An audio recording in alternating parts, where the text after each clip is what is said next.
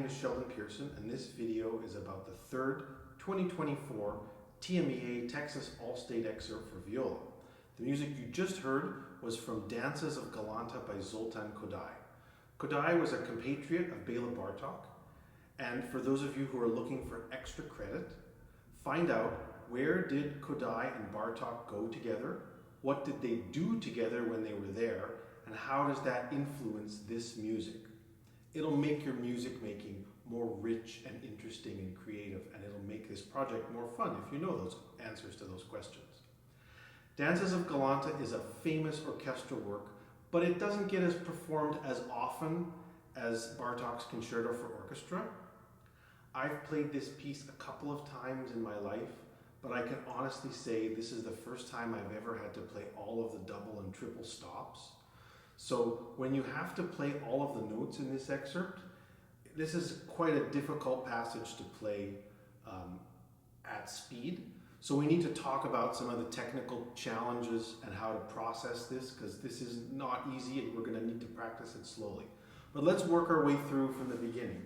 So bar one, this is the easy stuff at the beginning. Let's pay attention to these articulations. We start quietly and we have a gradual crescendo for the first three lines of this excerpt. So the first quarter note has a slur that ties us to the dot on the second note. So we want to really connect through to that dot. So it looks like this. So we slur through to the dot.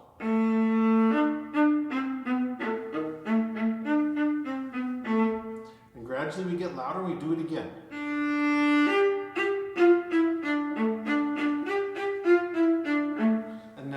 When it switches to 16th notes, I like this on the string, but gradually it needs to come off because we have to facilitate these really difficult double stops in 4/4-1. So I play it like this.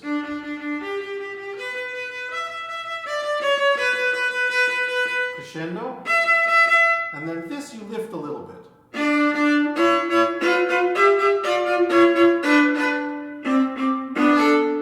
And you notice when I play this at the beginning of the video, I really do a poco ritardando here, both to facilitate moving my left hand to play the double stops. It's just difficult, so slow it down and take your time. But also it makes the a tempo more impressive at 4/4-3. So I slow this down. And now at the a tempo, we want to pay attention to these accents. They're in weird places.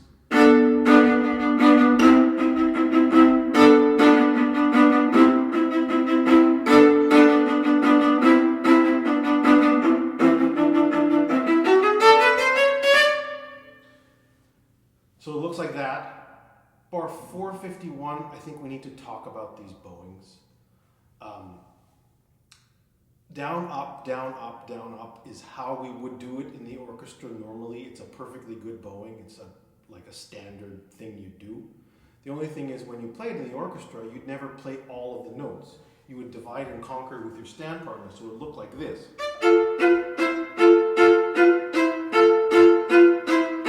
Which is kind of no big deal. But as soon as you talk about playing triple stops, the up bows become really difficult. So my suggestion and what you see me do is I play 451 to 458 all down bow. And the reason I do this is because we want to play these triple stops without rolling. Normally when we play triple stops, we roll. But there isn't time in this music because the tempo is very brisk. And these are offbeats that need to be very rhythmic. So what we want to do is we want to play these triple stops all at once without rolling. So to do that, we put our bow closer to the fingerboard and we center our bow in the middle string. And rather than rolling like this with the shape of the bridge, we do the opposite. We push down into the string and we release up.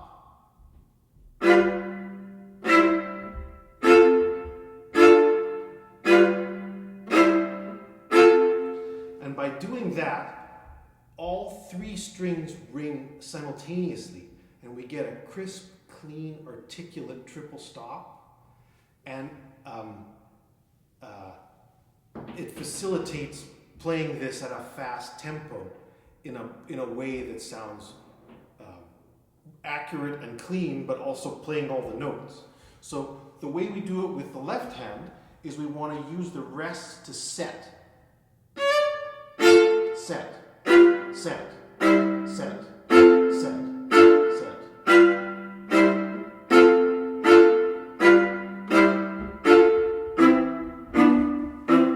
This is the one I play up. So that's how I deal with that. You're welcome to play up bow if you like, but my strong suggestion is it's much easier to do it all down bows, because you are tasked with the responsibility of playing these triple stops, and I think you need all the technical help you can get, and I think the down bow will help you.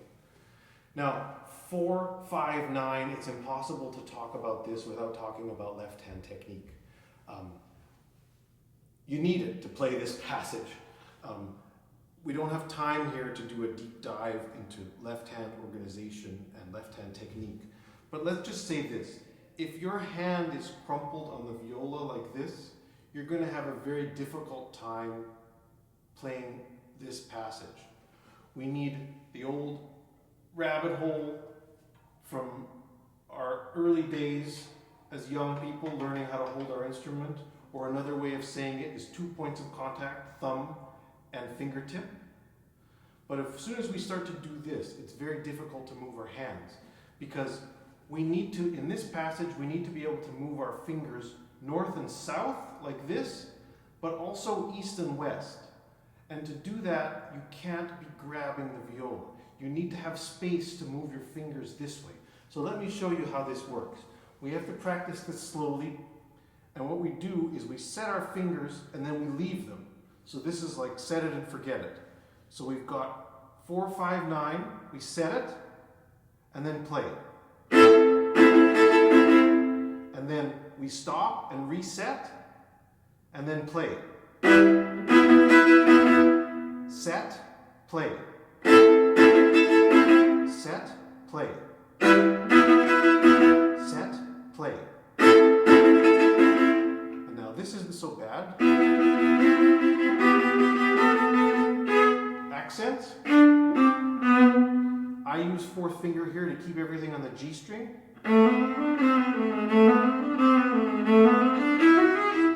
Now pay attention to the rhythm in 470 and 471. We have 8th note, 16th note. And now we have dotted 8th, 32nd.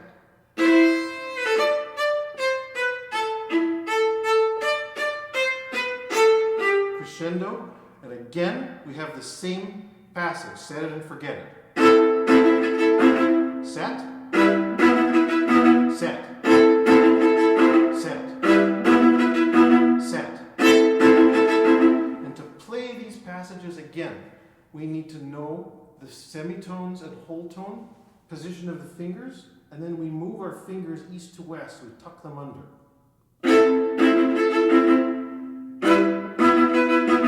So we never lift them. We lift them once per bar. Here at 480, we have to do extra lifts.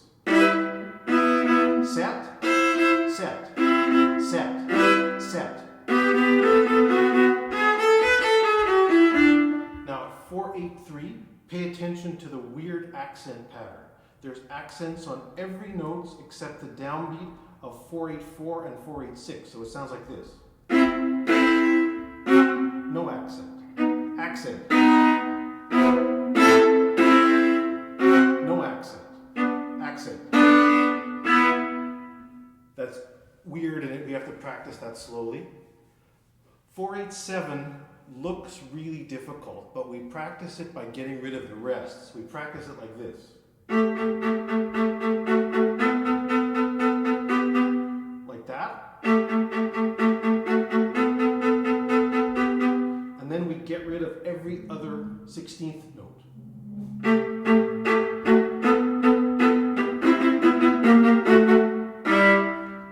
attention. These are accent offbeats. Pay attention to the pitches. So we've got D sharp, F sharp.